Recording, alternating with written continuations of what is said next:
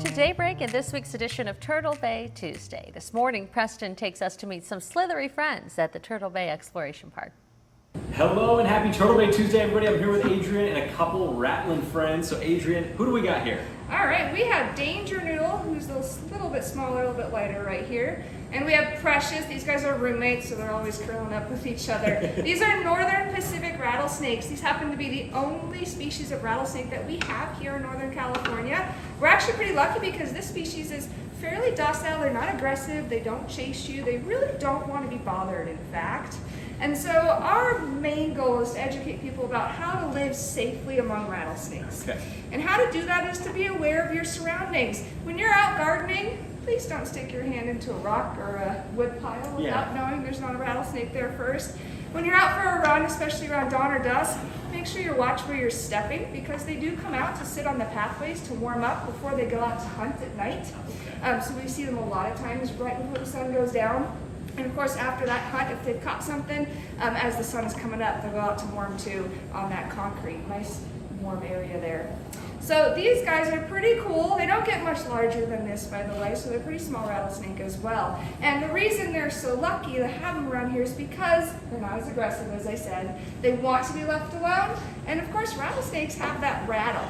And that rattle helps to warn us that they're there. In fact, Precious lost his rattle over the weekend. So he just has a little nub at the back of his. And we have that cool rattle to keep. But they will rattle that rattle to say, hey, stay away from me. So we're super lucky that we have a warning system on our dangerous snakes here in the United States. And of course, that just means keep your distance. We're at a safe distance right now. About 6 feet is what I usually tell people in the wild. So we don't need to move them. We don't need to kill them. We don't need to do anything with them. We just need to learn to safely live among them.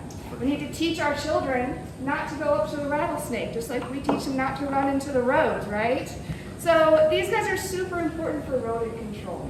We should really just appreciate these beautiful snakes. Yeah, awesome.